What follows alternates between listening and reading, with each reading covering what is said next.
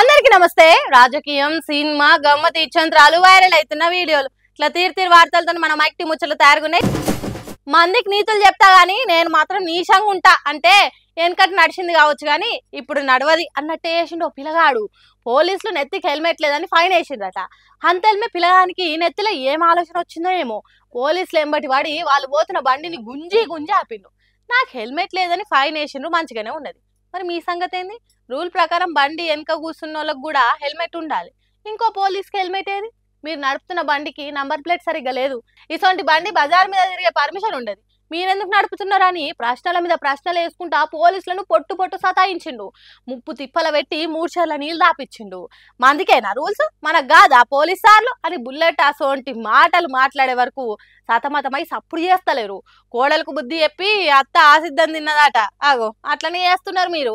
Number plate లేని బండి బజార్ మీద తిరగొచ్చా అని అడుగుతుంటే అంటున్నారు తప్ప ఇంకో మాట మాట్లాడతలేరు. చదువుకున్న పిల్లల్ని దబాయించి ఫైన్ వేస్తే సప్పుడు చేయకుండా ఓతరు కావచ్చు అనుకున్నారు పోలీసులు. కానీ పోరగాండ్లు భలే హుషారున్నారు. పోలీసులు అయినా పొలిటికల్ లీడర్లు అయినా రూల్స్ పాటించాలి. మాకు బుద్ధి చెప్పి మీరు తప్పు చేస్తే ఊకునే కాలంలో లేదు అన్నట్టు చేసిండ్రు. మంచి పని చేసిండ్రు కావచ్చు కానీ బండ్లు నడిపేటప్పుడు హెల్మెట్ పెట్టుకోవాలని సోయి ఉండాలి కదా. ప్రశ్నించే గుణం ఉంటే మంచిదే కానీ పైలంగా ఉండే రూల్స్ పాటించాలి కదా. మహారాష్ట్ర రాష్ట్రం తానే పట్టణంలో జరిగింది భాగవతము. ఈ వీడియోను చూసిన పబ్లిక్ కొందరు పోరగాండ్ల ధైర్యానికి మెచ్చుకుంటే ఇంకొందరు హెల్మెట్ పెట్టుకోవాలని సోయి లేదు కానీ పోలీసులను ఎదిరించాలనే ధైర్యం ఉన్నదా? ఏం పొరలేమో అందిడుతున్నారు. ఎవరన్నా పెంచుకుంటే పిల్లినో కుక్కనో శిల్కనో ఎలకనో పెంచుకుంటారు కానీ సాఫియా అనే అక్క కాకిని కన్నబిడ్డ తిరగ చూసుకుంటాందట 7 ఏడాది నుంచి. మరి ఏమైందో ఏమో కాకి కష్టకాలం వచ్చిందట. కావని ఒరుతలేదట, కంట నీళ్ళు తీసుకుంటాందట. ఎందుకు డల్లుగున్నదని చూస్తే సుస్థి చేసిందట కాకి. అందుకే ధనాధన్ దావఖానకు తీసుకొని వచ్చింది. ఎవరికేమన్నా అయినా మంచిదే కానీ నా కాకి కాసింత కూడా కష్టం రావద్దని పశువుల దావఖానకు తీసుకొని వచ్చింది. అందుకే డాక్టర్లు పరీక్ష పట్టి చూసి దానికి ఏమైందో కనిపెట్టి సూదేసిండ్రు. అప్పటిదాకా శక్తి లేక కింద అడ్డం పడ్డ కాకి జరసేపటికి కాళ్ళు చక్కగా పెట్టి నిలుస్తున్నది. ఈ కాకిని సాగుతున్న సాఫియా అక్కకు పోతున్న పానం తిరిగి వచ్చినట్టు అయింది కావచ్చు. నల్గొండ జిల్లా దేవరకొండ పట్టణం నుండే షేక్ యూసఫ్ సాఫియా అక్క ఇంటికి 7 ఏడాది కింద వచ్చిందట ఈ కాకి.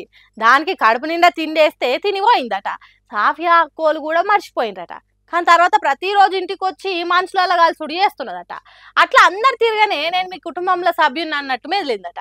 అందుకే సాఫియా అక్కోలు దీనికి చికెను, మటన్ ముక్కలు, ఇష్టమైన కూరలు, బిర్యానీలు పెట్టిందట.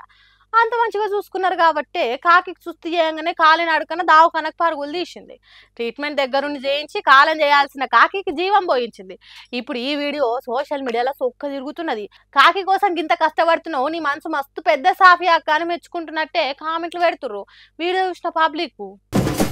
ఈ గురంగల్లో ఈరమ్మ ఇల్లు కడితే ఈశాన్యం మిగిలిచ్చిందట, వాయువ్యం వంకర పోయిందట.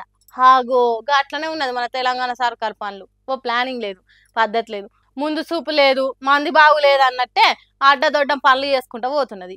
మేడారం సమ్మక్క సారక్క జాతరల 3 కోట్లు ఖర్చు పెట్టి దర్శనానికి లైన్లలో నిలబడ్డ భక్తులకు ఎండ కొడితే చెమటలు గారకుండా, ఉబ్బరియకుండా, వానొస్తే అడవకుండా, కాకుండా నిమ్మలమైన నీడు ఉండేదానికి 3 కోట్లు పెట్టి ఈ 2 షెడ్లు కట్టించిండ్రు.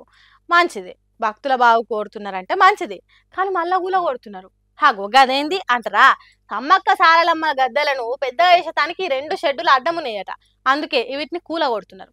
ఇక అంటే చూడుండ్రి కాంగ్రెస్ సర్కార్కు ఎంత ముందు చూపు ఉన్నదో, ఎంత ప్లానింగ్ ఉన్నదో సర్కార్కు. 3 కోట్ల సర్కార్ సొమ్ము జంపన్న వాగులా ఉత్తుతో పోసినట్టు కాదా ఇది? షెడ్లు కట్టేటప్పుడు కాసింత దూరం కట్టాలి కదా. తల్లుల గద్దలను పెద్దగా చేస్తే ఈ షెడ్డులు అడ్డం వస్తాయి కాబట్టి కొంత జాగ వదిలిపెట్టి కట్టాలి అని సోయి ఉండాలి కదా. కానట ఆఫీసర్ల నెత్తిలో గుజ్జున్నట్టు ఆలోచన చేయలేదు. ఇటు సర్కార్కు కమిషన్ల సోయి నుంచి బయటకు రాలేదు. అందరు కలిసి జనం సొమ్మును గంగలో పోసినట్టు చేసిండ్రు.